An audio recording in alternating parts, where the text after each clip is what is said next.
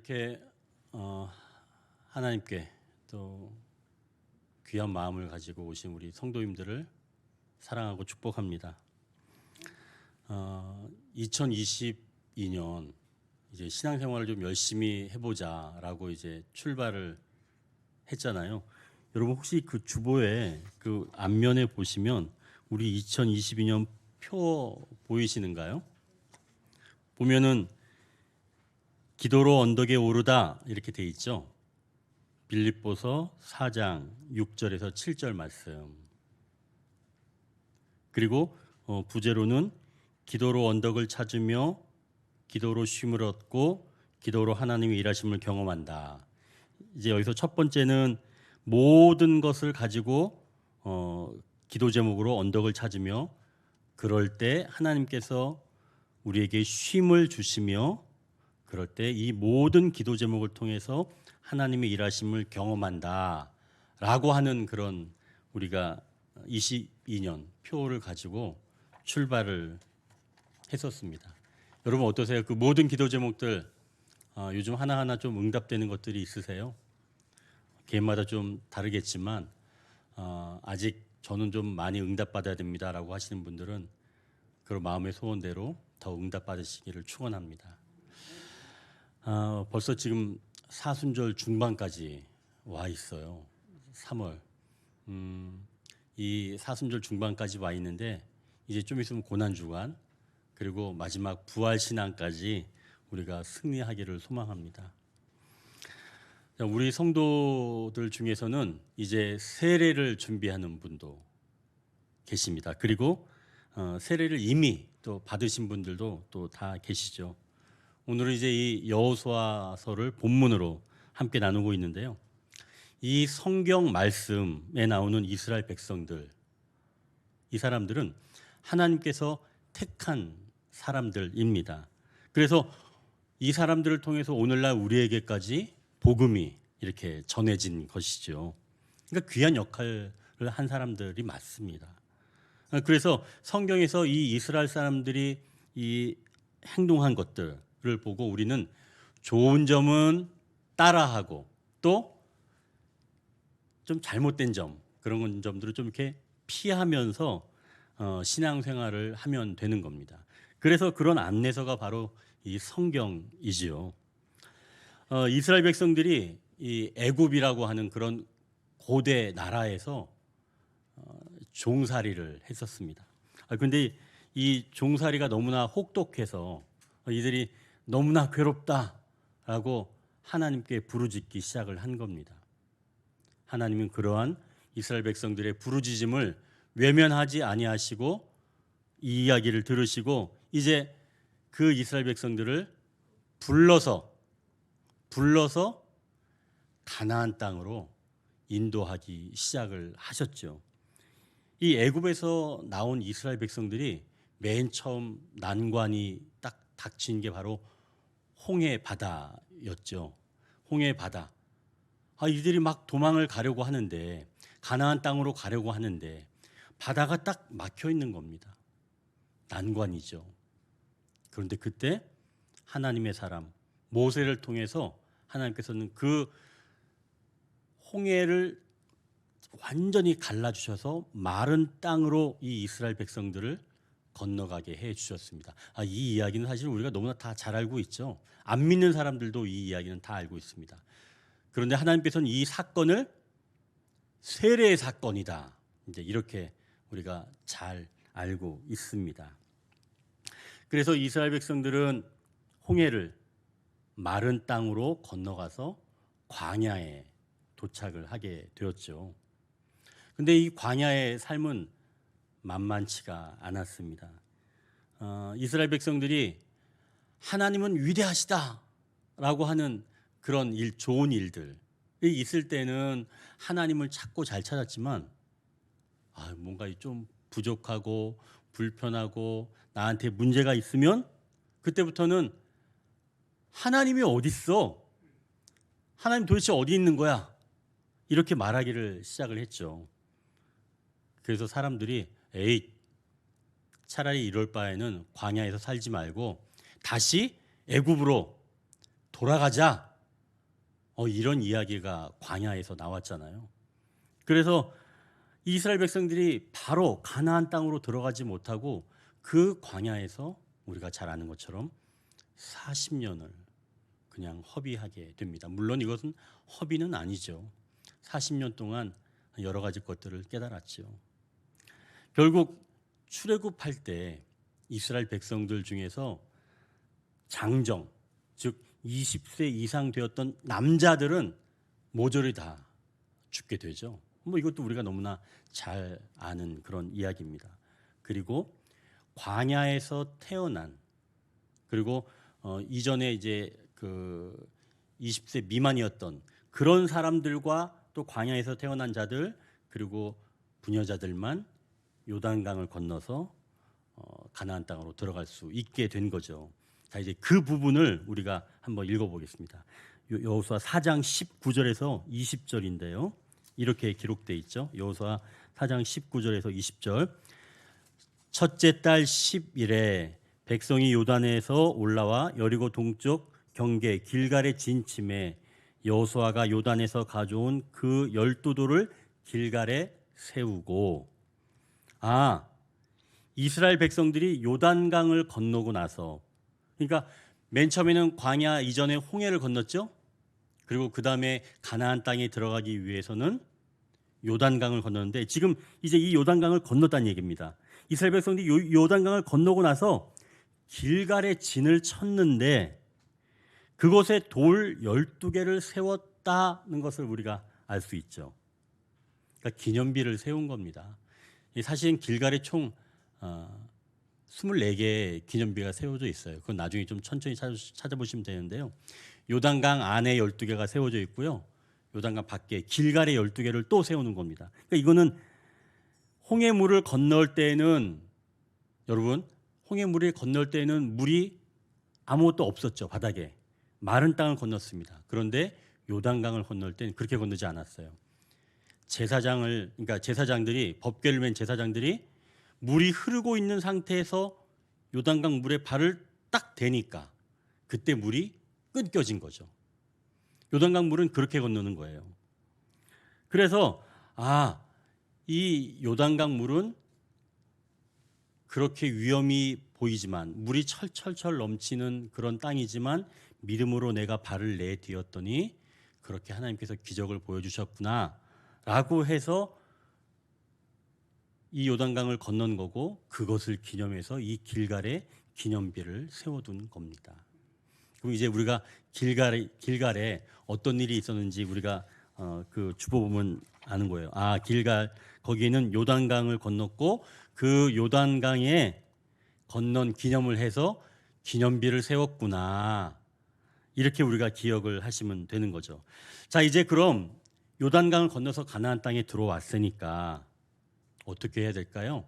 가나안 땅을 정복해야 합니다. 하나님께서 가나안 땅을 주셨지만 가나안 땅에는 이미 살고 있는 사람들이 있었어요. 7족속이라고 있었죠. 자, 그러면 하나님께서 주신 땅이니까, 허락하신 땅이니까 가나안 땅에 미리 살고 있었던 사람들을 미안하지만 좀 내쫓아야 되잖아. 그렇죠? 하나님께서 허락하신 거니까. 자, 그러면 여러분 생각해 보십시오. 요단강 물이 철철 넘쳐 흐르는 곳을 믿음으로 발을 딱 놓고 나니까 요단강 물이 멈추고, 그 요단강 물을 이스라엘 백성들이 다 건너왔어요. 그러면 어때요? 기적을 체험했으니까 마음이 어떻겠어요? 엄청나죠. 뭐든지 다 할 수 있는 그런 의욕 앞서지 않았을까요? 그래서 이 당시의 상황을 한번 5장 1절을 한번 보십시오. 당시의 상황 5장 1절. 이건 우리가 같이 한번 읽어볼게요. 요단 서쪽의 아모리 사람의 모든 왕들과 해변의 가나안 사람의 모든 왕들이 여호와께서 요단물을 이스라엘 자손들 앞에서 말리시고 우리를 건너게 하셨음을 듣고 마음이 녹았고 이스라엘 자손들 때문에 정신을 잃었더라. 지금 가나안 왕들이 상태가 어떻게 됐다는 거예요? 정신을 잃었다는 거예요. 물이 철철 넘쳐 흐르는 이 요단강이 갑자기 마르면서 이스라엘 백성들이 그 강을 다 건넜으니까 가나안 왕들은 그 상황을 보고 지금 정신이 나간 겁니다. 야, 쟤네들 이제 여기 쳐들어오겠다. 우리는 끝장났다. 지금 이런 상황이라는 거예요. 그러면 이스라엘 입장에서는 어떻게 된 거예요? 너무 좋은 기회죠. 이거는 두 번 다시 생각할 필요가 없죠. 그럼 이때 어떻게 하면 돼요? 그냥 쳐들어가면 되는 거예요. 이거 제 생각만 그래요? 여러분은 안 그래요? 여러분 바로 쳐들어가지 않겠어요? 이 정도면 바로 그냥 정복하는 겁니다. 이 여세를 몰아서 막 그냥 올라가는 거죠. 그 사람들 다 정신이 없다고 하니까. 이 백성들이 지금 사기가 하늘을 찌르고 있고 가나안 왕들은 정신이 나가 있는 바로 그런 상태인데, 그런데 하나님께서 하시는 말씀 5장 2절을 한번 보십시오. 5장 2절 이것도 한번 같이 한번 읽겠습니다. 그때 여호와께서 여호수아에게 이르시되 너는 부싯돌로 칼을 만들어 이스라엘 자손들에게 다시 할례를 행하라 하시매. 여러분 그 할례는 하나님의 백성 되는 표시입니다. 하나님께서 남성들의 포피를 자르는 그런 할례를 지금 시행하라는 거예요. 그러니까 그동안 광야에서 태어난 사람들은 할례를 할 수 있는 그 시간이 없었거든요. 그러니까 이때 지금 하나님께서 할례를 시행하라고 하는 겁니다. 그러니까 이 할례를 한다는 것은 하나님의 백성이다라고 하는 표시이기 때문에 여기서 지금 할례를 행하라고 하는 겁니다. 할례를 행하면 적게는 3, 4일, 많게는 일주일 이상을 남성들은 움직이지를 못해요. 그런데 지금 이 할례를 행하라고 하는 그 장소가 어디예요? 적진 앞에 있는 거예요. 적진 앞에. 적들이 있고 그 앞에서 지금 할례를 행하라고 하는 겁니다. 여러분 하나님의 계획이 이래요. 여러분 이거 이해하시겠어요? 아니 우리 생각 같아서는 그냥 바로 그냥 칼, 창 들고 가서 정복을 해야지. 웬 할례? 이거 말이 안 되는 얘기입니다. 그럼 백성들은 여기서 어떻게 했을까요? 하나님 이 처사는 옳지 않습니다. 우리는 지금 사기가 충천해요. 올라가면 됩니다. 무찌를 수 있어요. 백성들은 이렇게 얘기했을까요? 8절 한번 보십시오. 또 그 모든 백성에게 할례 행하기를 마침에 백성이 진중 각 처소에 머물며 낫기를 기다릴 때. 역시 요단강을 건넌 이스라엘 백성들이라 믿음이 대단한 것 같아요. 하나님 말씀을 지금 순종한 겁니다. 그러니까 적진으로 쳐들어간 게 아니라 하나님 말씀대로 할례를 행한 거예요. 이러한 이스라엘 백성들 보고 하나님께서 말씀하시는 거예요. 이제부터 이제 오늘 본문 9절이에요. 한번 9절 한번 제가 읽어보겠습니다. 여호와께서 여호수아에게 이르시되 내가 오늘 애굽의 수치를 너희에게서 떠나가게 하였다 하셨으므로 그곳 이름을 오늘까지 길갈이라 하느니라. 여러분 여기서 길갈은 떼어내다라고 하는 그런 뜻입니다. 떼어내다. 뭐를 떼어낸 거일까요? 보니까 애굽의 수치를 떼어내다. 그렇게 이야기하고 있죠. 애굽의 수치를 떼어내다. 이 말뜻을 우리가 좀 생각해 볼 필요가 있을 것 같아요. 여러분 생각해 보십시오. 이스라엘 백성들이 애굽을 떠날 때 얼마나 멋지게 하고 떠났어요. 하나님이 10가지 재앙을 통해서 이스라엘의 하나님이 얼마나 위대하신지를 보여주셨고 또 이스라엘 백성들이 정말 위대한 민족이라는 것을 친히 보여주셨습니다. 그러니까 이 애굽 백성들이 그때 너무 두려운 거예요. 그래서 자기네들이 가지고 있는 은금 패물을 이스라엘 백성들한테 막 다 줬습니다. 빨리 떠나라고. 또 무섭기도 하니까. 자, 그러면 이제 이 하나님의 그 인도함을 받은 이 이스라엘 백성들이 이제 가나안 땅에 가서 그 땅을 차지하고 보기 좋게 잘 사는 모습, 뭐 그런 모습을 금방 보여줘야 될 거 아니에요? 그렇지 않아요, 여러분? 보기 좋게 나갔으니까. 보기 좋게 잘 살아야죠. 근데 여러분 우리가 아는 것처럼 지금 애굽을 출발해서 가나안까지 가는데 한 달 정도면 갈 수 있는 거리예요. 근데 지금 얼마나 걸렸다 그랬어요? 40년. 40년 걸린 거예요. 그러면 여러분 광야 생활 40년, 물도 제대로 나오지 않고 하는 그 광야 생활을 40년 해봤다고 생각을 해보십시오. 여러분 행색은 어떨 것 같아요? 상상되지 않으세요? 그 푸석푸석한 땅에서 40년 동안 살아가는 겁니다. 그 행색. 미안하지만 뭐 같다 이렇게 생각되지 않으세요? 행색이 너무 남루하게 보이잖아요. 그러면 애굽 사람들이 어떻게 얘기했을까요?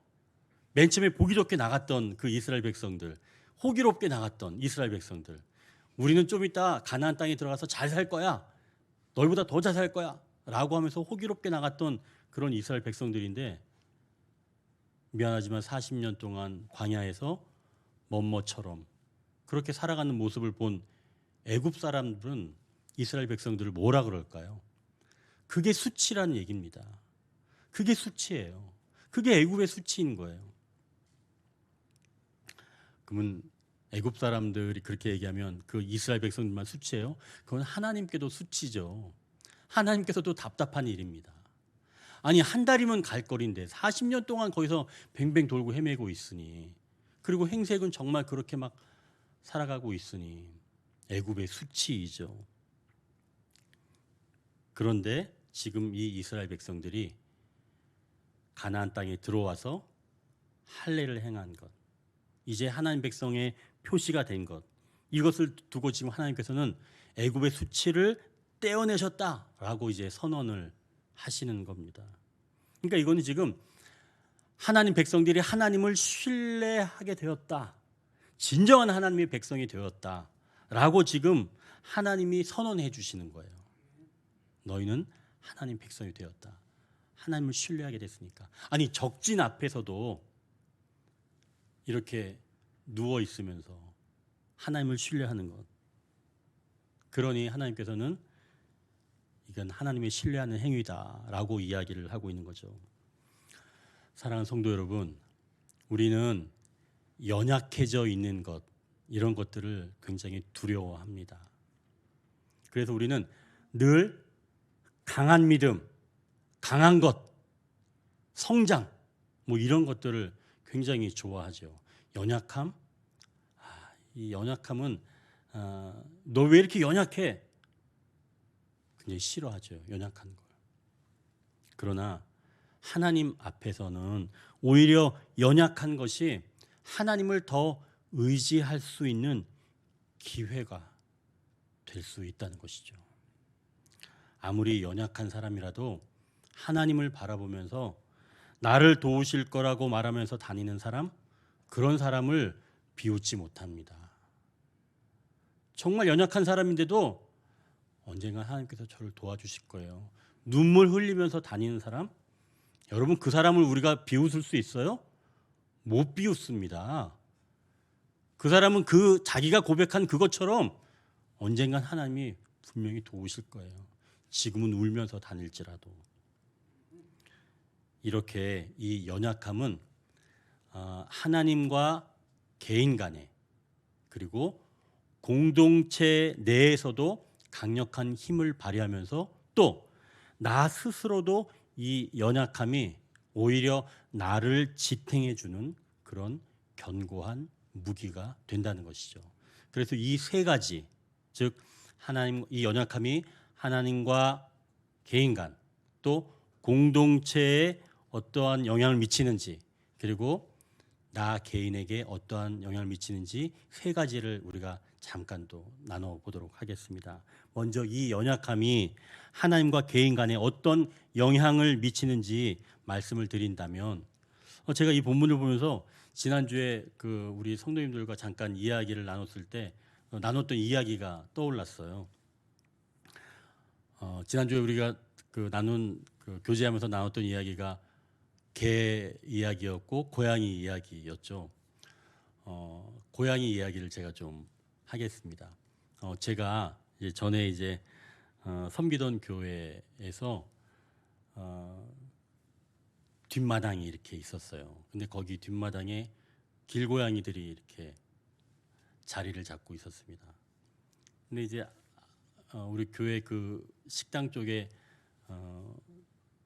미키 마우스가 이렇게 가끔 출연을 해서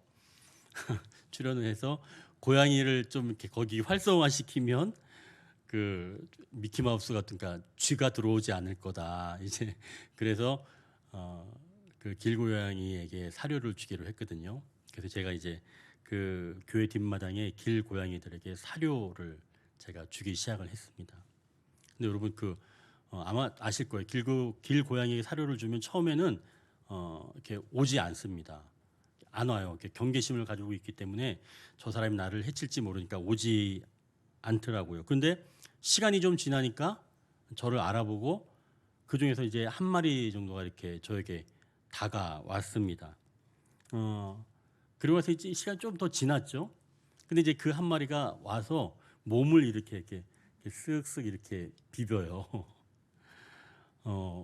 근데 어느 날 그 동네 대장 고양이가 보면 다 대장 고양이가 있어요. 근데 대장 고양이가 딱 온 거예요.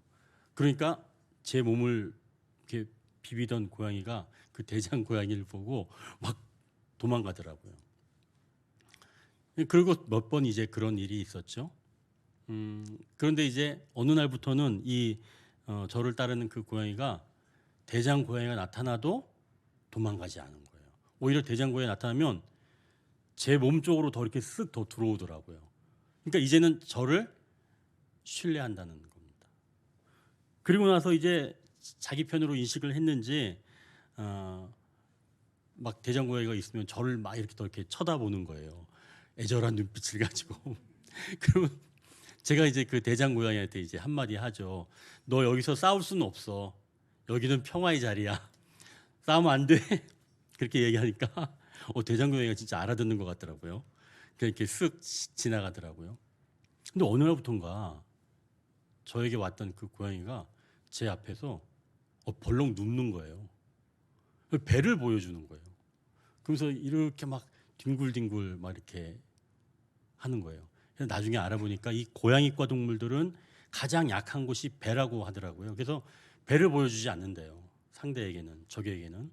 그런데 만약에 배를 보여주면 내가 너를 친하게 생각한다, 더 친해지고 싶다, 나는 너랑 있으면 안전하다, 이런 거를 이야기를 해주는 거랍니다. 그래서 배를 이렇게 제 앞에서 막 보여줘서 왔다 갔다 하는 거예요. 그러니까 저도 이제 그거 알고 나서는 저도 오히려 고맙더라고요. 저를 신뢰해 주는 거니까, 저를 믿어주는 거니까. 그래서 제가 이제 이렇게 또 관심을 갖게 되었죠. 그리고 나서는 대장 고양이가 왔는데도 저랑 가까이 있는 고양이가 안 도망가요. 오히려 그 고양이 앞에서도 이렇게 배를 내밀고 있어요. 원래 같으면 도망갔을 텐데. 그러니까 저를 더 이제 완전히 신뢰하게 된 거죠.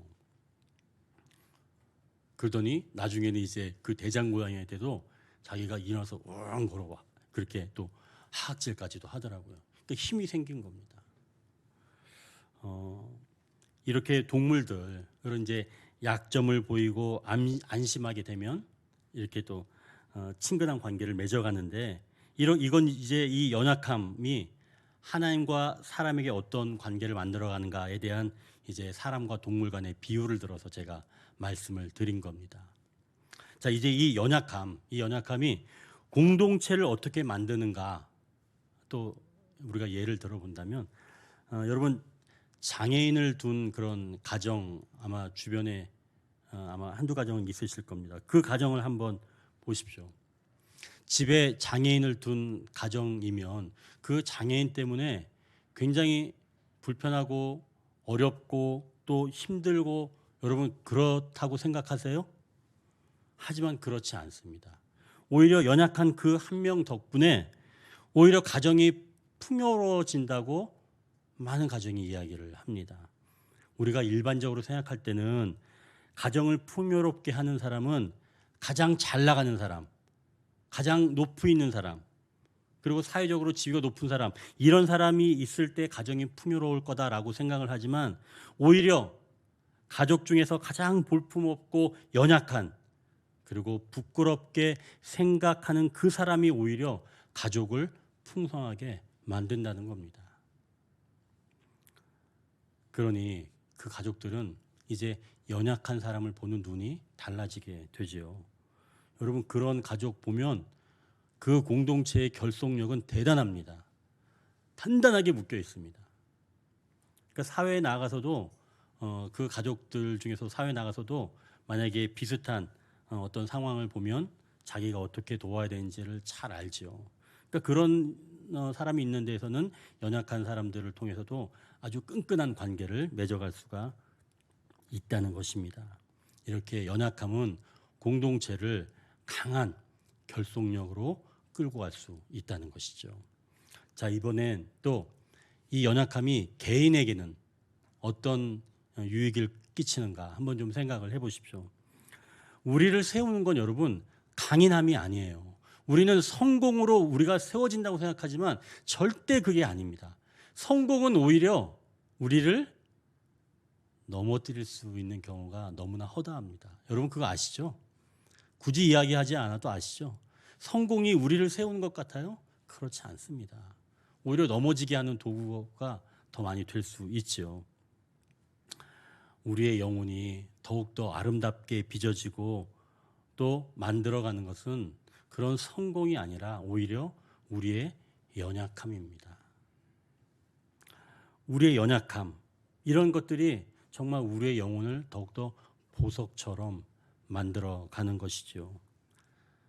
짧은 학력, 보이고 싶지 않은 내 통장, 끊임없이 큰 소리가 나고 있는 내 가정, 그리고 이제 모든 것이 쑤셔오는 내 연약해진 그런 육체, 이런 것들을 갖고 있을 때 이제 더 이상 내 자신에게서 찾는 것이 아니라 비로소 그때 주님을 찾으면서 그렇게 주님을 찾을 때 우리의 영혼이 더욱더 깊어지고 그 가운데서 아름답게 보석처럼 만들어져 간다는 것이죠. 여러분, 지금 이스라엘 백성들을 보십시오. 할례를 받고 지금 누워 있습니다. 적군 앞에서 누워 있는 거예요. 그리고 서로 아파하는 모습을 지금 모든 백성들이 서로 보고 있는 겁니다. 언제 적군이 쳐들어올지 모르지만 옆에 누워 있는 사람, 아파하고 있는 사람, 이 사람이 더 이상 이제는 옆집 사람이 아닌 거예요. 내 가족입니다. 이제 이 사람은 내 가족인 거예요. 이스라엘 백성들이 지금 공동체 의식이 엄청 고륙이 되어가면서 가족이 되어가고 있는 바로 그러한 과정이라는 거죠. 이 할례를 통해서, 이 연약함을 통해서 얼마나 끈끈해지겠어요, 이 공동체가. 그렇죠. 여러분, 우리 언덕 위의 교회가 바로 그러한 공동체입니다. 제가 알기로 우리 성도들 몇몇이 모든 분들이 깊이 있는 그런 기도 제목들을 갖고 있으세요. 제가 다 압니다. 여러분들 그게 흠이냐고요? 그렇지 않습니다. 연약함이에요. 그런데 연약함은 말씀드렸지만 나와 하나님과의 관계를 더욱더 아름답게 빚어가는 거고 더 공동체를 끈끈하게 하나로 결속시키는 것이며 내 자신을 더 아름답게 빚어가는 게 바로 연약함이라는 것이죠. 여러분 그걸 우리는 함께 지금 소유하고 있는 것입니다. 그래서 여러분들 보면 우리가 서로 마음이 아파하지만 그럼에도 불구하고 우리가 언덕 위의 교회라는 이런 공동체 안에서 서로 아파하는 모습을 보고 위로해 주면서 함께 다시 일어서 가는 것이죠. 이게 바로 우리 교회가 추구하는 바로 그러한 신앙적인 색깔입니다. 이런 우리 공동체를 하나님께서는 어떻게 하실까요? 감싸 안아주시죠. 여러분들을 감싸 안아주십니다. 여러분, 내 자식들도 아파하는 자식이 있으면 그 자식 안 품어요? 꼭 품어주잖아요. 마찬가지입니다. 하나님도 동일한 거예요. 더 아파하고 있는 그런 자식 안타까워서 품고 있는 겁니다. 언제? 연약할 때. 그래서 하나님은 우리의 연약함을 통해서 우리에게 풍성하게 역사하시는 거죠.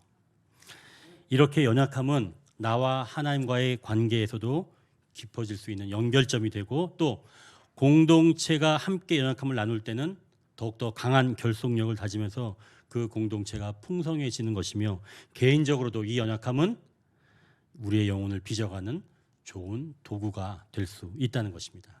자, 이제 12절을 보십시오. 12절.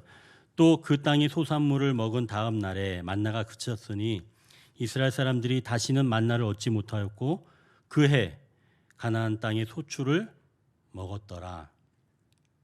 이스라엘 백성들이 광야에서 생활할 때 매일매일 하나님께서 뭐를 주셨냐면 만나를 주셨죠. 하늘에서 내리는 그런 식량이죠. 음식이죠. 여러분, 하늘에서 막 뭐가 떨어지는 거예요. 그 생각만 해도 너무 멋지지 않아요? 매일매일 먹을 게 막 하늘에서 떨어지는 것. 이거를 이렇게 표현할 수 있죠. 그냥 기적. 그죠? 기적이에요. 그냥 자기가 일하지도 않아도 막 떨어지니까. 근데 기적이죠. 수고하지 않아도 떨어지는 거예요. 기적. 그러니까 이 기적이 광야에 있을 때는 매일매일 일어났던 거예요. 그러면 그걸 보면서 하나님 오늘도 나를 먹이시네 라고 그냥 그거 먹으면서 살아갈 수가 있었던 겁니다. 그런데 지금 이 12절에 보니까 만나가 그쳤다는 얘기예요. 그럼 어떻게 해요? 그럼 살아갈 방법이 없는 거 아니에요? 만나가 그쳤으니까. 그런데 그때부터는 이미 가나안 땅의 소출을 먹었더라. 그러니까 가나안 땅에서 나는 것들, 하늘에서 내리는 게 아니라 땅에서 자라는 것을 먹었다는 얘기죠. 기적이 아니라 자연에서 얻는 것들을 먹었다는 겁니다. 그러니까 이제는 우리의 시선이 하나님의 임재를 기적에서 찾는 게 아니라 어디에서 찾는 거예요? 자연에서, 일상에서 찾게 되는 것이죠. 이제는 기적이 보이지 않아도 하나님의 임재를 우리가 알게 되는 것, 그거를 이야기하고 있는 겁니다. 그러니까 우리의 시선이 이제는 기적에서 자연으로, 우리의 일상으로 옮겨져야 하고 옮겨졌다는 이야기입니다. 아기의 경우가 그렇잖아요. 맨 처음에 아기는 어때요? 배고프면 어떻게 합니까? 그냥 울죠. 울면 그냥 기적처럼 엄마가 날라와서 맛있는 걸 뿌려줍니다. 먹여주죠. 그러나 아기가 좀 성장하면 그런 일이 있나요? 아니에요. 우리 집안도 그렇지만 눈 비비고 일어나서 주방에 나와서 엄마가 만들어 놓은 음식을 자기가 알아서 먹습니다. 좀 더 성장하면 어떻게 돼요? 그거 없으면 지가 해 먹어요, 이제. 성장하면 그렇죠. 그러면 그렇다고 해서 엄마가 없는 거예요? 아니에요. 주방에서 만들어진 음식 재료를 보고도, 음식을 보고도 엄마가 있구나 하는 걸 알 수가 있는 거죠. 자, 이스라엘 백성들이 그 땅의 소산물을 먹었다는 것, 이거는 이만큼 성장했다는 걸 이야기합니다. 이제는 기적이 아니어도 자연을 보고도 하나님을 알 수 있다, 알아가게 되었다라고 하는 것을 이야기하고 있는 것이죠. 하나님께 사랑하신 우리 성도 여러분, 이제 우리가 일상에서 하나님을 찾아야 합니다. 여러분들이 이제 요단강을 건넜다면, 즉 하나님을 온전히 신뢰하고 이제 새로운 신앙의 여정을 걸어가겠다 마음에 결단했다면, 이제는 기적이 아니라 일상에서 하나님의 임재를 찾아내야 합니다. 우리에게는 새로운 지금 렌즈가 끼워져 있기 때문에 얼마든지 하나님의 일하심, 하나님의 임재를 우리는 우리의 일상에서도 발견할 수가 있다는 것이죠. 추운 겨울을 밀어내고 봄이 오는 이런 길목에서도 우리는 주님을 경험해야 합니다. 제가 신학교 다닐 때 이 구약학 시간에 교수님이 오늘 수업은 야외에서 하겠습니다, 이렇게 이야기를 하는 거예요. 그래서 이제 조를 짜라고 하더라고요. 조를 짜서 그냥 바람을 쐬고 오라는 겁니다. 그때가 이제 4월이었는데 완연한 봄 기온이 있었던 날이었거든요. 근데 얼마나 좋은지, 그러니까 왜 좋았냐면 수업을 안 하는 것 때문에 좋은 거예요. 그러니까 이거는 뭐 나이가 좀 들어도 똑같은 거예요. 이제 밖으로 나갔죠. 뭐 봄날이니까 뭐 당연히 좋죠. 그래서 그냥 뭐 동기들이랑 뭐 그냥 별 시답지 않은 얘기들 이제 하면서, 그리고 이제 그렇게 해서 돌아온 기억이 있는데, 그때 사실은 별다른 마음은 없었습니다. 그런데 지금은 알 것 같아요. 왜 그때 그 교수님이 수업을 밖에 나가서 너희들 하고 오라 그렇게 이야기했는지. 그 봄날에 그 자연 속에서 하나님의 임재를 경험해 보라. 그런 것 아니었을까요? 우리의 코끝으로 들어오는 그 봄바람을 통해서도, 또 막 이제 피어나가기 시작하는 그 봄꽃을 보면서도, 그리고 흐르고 있는 그 물소리를 들으면서도 우리는 하나님의 그 임재, 하나님의 손길을 충분히 경험할 수가 있다는 것이죠. 이제 다시 길갈을 생각해 봅니다. 길갈은 요단강을 건넌 기념비가 있어요. 즉 기적 같은 일들이 일어난 그런 역사, 그런 가운데서 순종을 했더니 기적 같은 일이 일어났던 바로 그런 것들을 기념하는 기념비가 길갈에 세워져 있습니다. 그리고 길갈에서는 할례를 했습니다. 할례는 연약함이 전에는 우리가 피하고 싶었던 연약함이었다면 이제 할례는 오히려 나와 하나님과의 관계를 새롭게 하는 것이며 공동체를 강한 결속력으로 이끌어가며 또 나의 영혼을 깊이 빚어가시는 그것이 바로 연약함이었다는 사실, 그것을 이제 이 할례를 통해서 알게 되었고 그 할례가 바로 길갈에서 행했다는 것이죠. 그리고 길갈에서는 그동안 먹었던 그 만나가 그치고 가나안 땅의 소출을 먹었던 바로 그 자리입니다. 결국 하나님의 임재를 전혀 다른 방법으로 경험할 수 있게 된 바로 장소라는 것이죠. 자, 그렇다면 이제 여러분 이 길갈, 이제 우리가 이 길갈을 잘 생각해 보십시오. 이 길갈은 우리에게 출발점이며 다시 되돌아야 와야 할 그런 장소입니다. 다른 말로 하면 언덕 위의 교회이죠.